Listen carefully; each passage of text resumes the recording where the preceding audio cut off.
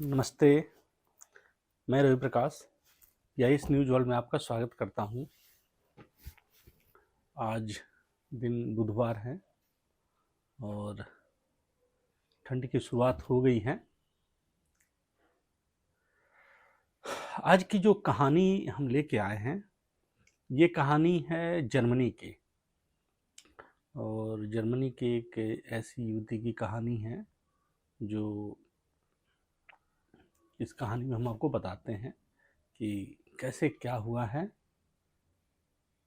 आदमी का सात्विक दिमाग है और ये सात्विक दिमाग जो होता है वो किसी तरह का कुछ भी काम करता है, घटना करना चाहता है, उसे उम्मीद होता है कि उसके साथ कुछ नहीं होगा, वो बच जाएगा।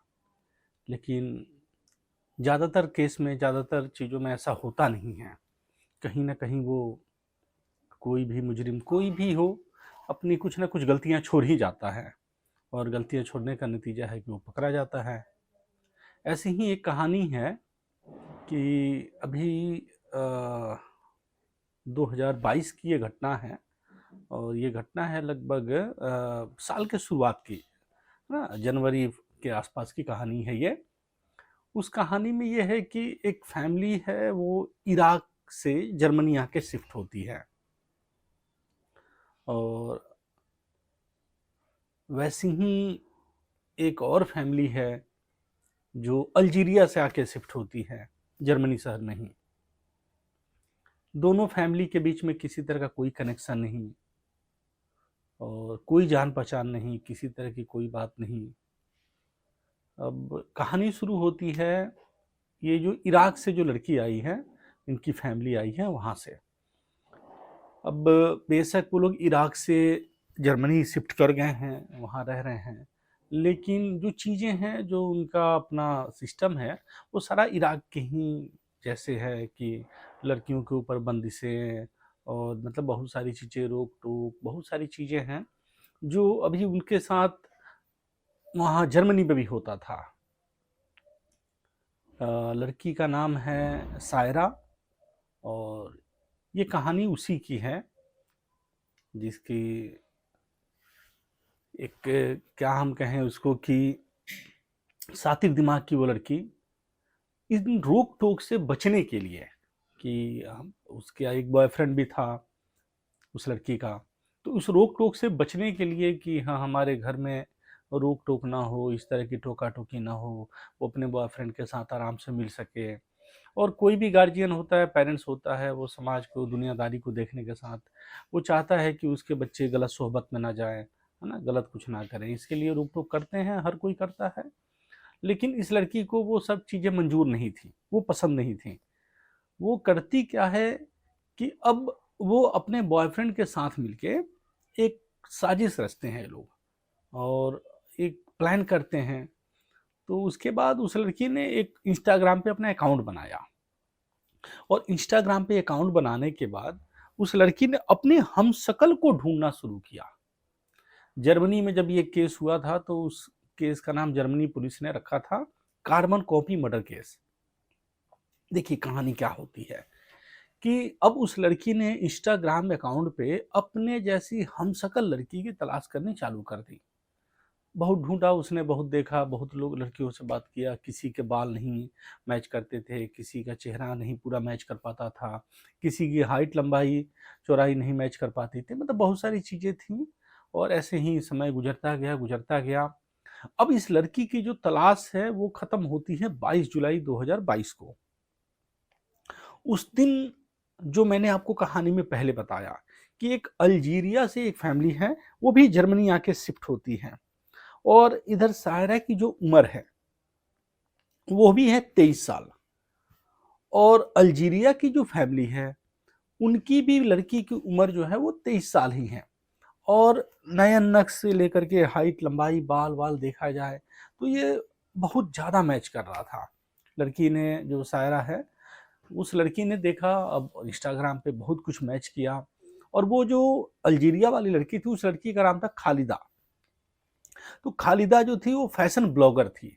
अब फैशन ब्लॉगर होने के नाते वो हमेशा मतलब कस्टमर से, क्योंकि वो अब ओपन रहती थी, क्योंकि लोग उसके कस्टमर भी हो सकते थे, वो फैशन प्रोडक्ट भी बेचा करती थी, वो सारी चीज़ें किया करती थी। तो अब इसने जब देखा कि ये बहुत सारी चीज़ें उससे मैच कर रही हैं, तो अब ये लड़की सायरा उसको फिर मैसेज करती है, और मैसेज करने के बाद उसको बोलती है कि हम कुछ फैशन प्रोडक्ट्स आपसे लेना चाहते हैं, और इस तरह करके धीरे-धीरे वो अपनी बातों को बढ़ाती है। बढ़ाने के दरमियान ही वो अपनी बहुत सारी चीज़ों को बोलती है कि हमारा चेहरा बहुत मैच करता है, तो हम चाहें तो मिल सकते हैं, और मिलते हैं कभी। फिर वो एक समय भी आता है, और ये अगस्त महीने में ही समय आ जाता है वो, कि जब उन लोगों को मिलने के लिए प्लान करते हैं और मिलते भी हैं। इधर क्या है कि अल्जीरिया की जो फैमिली थी, अच्छा, एक और चीज़ कि अल्जीरिया वाली जो फैमिली है और ये इराक वाली जो फैमिली है, इन दोनों के बीच में कोई कनेक्शन नहीं है, और इन दोनों के बीच में जो घर का भी डिस्टेंस है जर्मनी में, वो भी लगभग 140 किलोमीटर दूर है। तो किसी तरह का कोई कनेक्शन भी नहीं है, कोई बातचीत नहीं है, कुछ भी नहीं है, ना रहन-सहन, खान-पान, कुछ भी, सब कुछ अलग है बिल्कुल भी। लेकिन अब ये सायरा ने ऐसे-ऐसे करके उसके साथ कॉन्टैक्ट किया, और अल्जीरिया की जो लड़की है खालिदा, ठीक? उस खालिदा की पहले शादी हो रखी है। वो पहले शादीशुदा है, लेकिन उसकी वहाँ जमी नहीं, तो उसने वहाँ से तलाक ले लिया। फिर उसने दूसरी शादी करी, और वो भी अपने हस्बैंड के साथ रहती हैं। चीज़ें चलती रहती हैं। अब एक दिन की बात है कि ये सायरा बोलती है मिलने के लिए, और वहाँ वो अपने हस्बैंड से बोल के जाती है कि खालिदा, कि हम अपने एक्स हस्बैंड से मिल के आते हैं।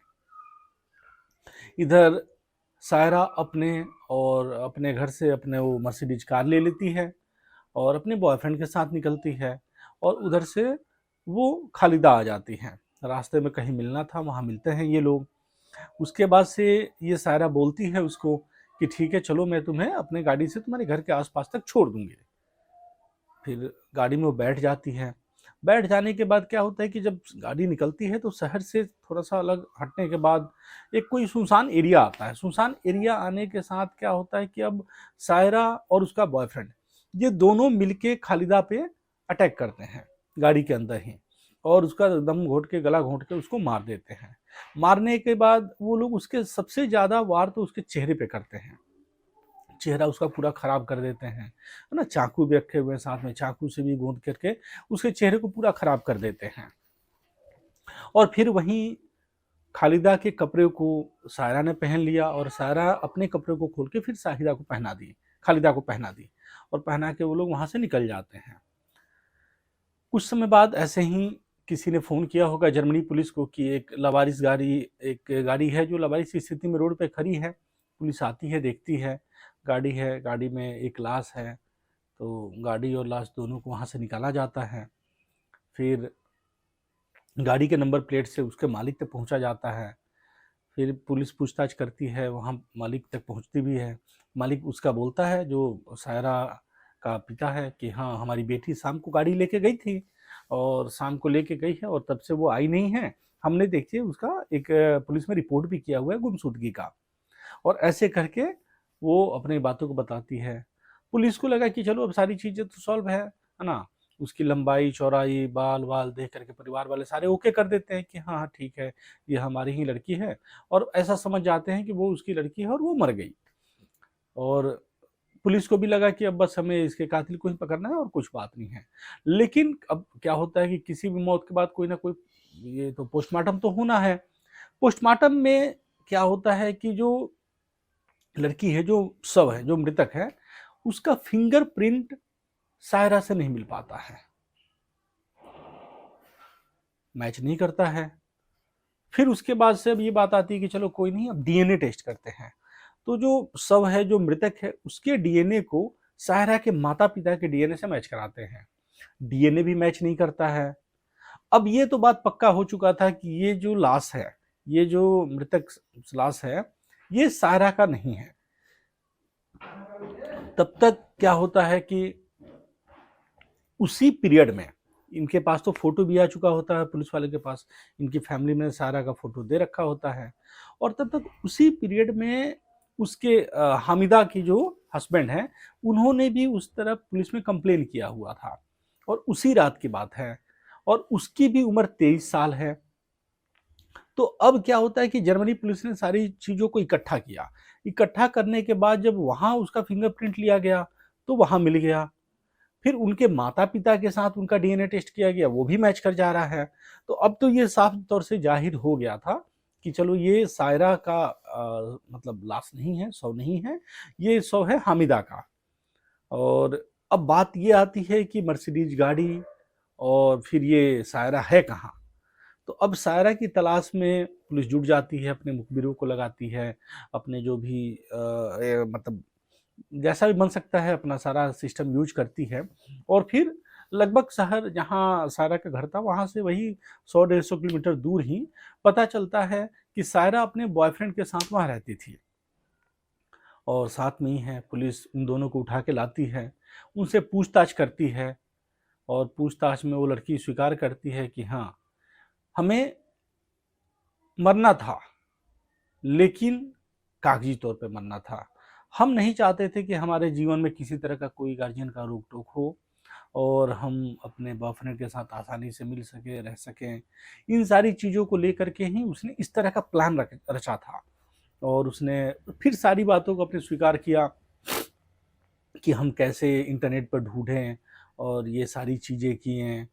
और फिर उसने सारी बातों को अपने स्वीकार कर दिया कि हमने मारा है, ऐसे मारा, वैसे जो भी चीज़ था बताई। जर्मनी में जो किसी भी मर्डर का जो सज़ा है, वो 20 साल का होता है। अब पुलिस के पास तो लगभग सारे सबूत हैं, सब कुछ इनके पास हैं कि अब इनको सज़ा दिला सकें वो लोग। लेकिन अब हामिदा के पति का ये कहना है कि एक ऐसा कारण, ना दोस्ती थी, ना दुश्मनी थी, ना कुछ था, कुछ भी नहीं था, खामख़ा में ही उसकी जान चली गई। तो आज की कहानी में बस इतना ही, और आपसे गुजारिश है आप हमारे चैनल को लाइक करें, सब्सक्राइब करें, और कमेंट करें, और शेयर करें। पीआई न्यूज़ वर्ल्ड में आपका स्वागत है। धन्यवाद।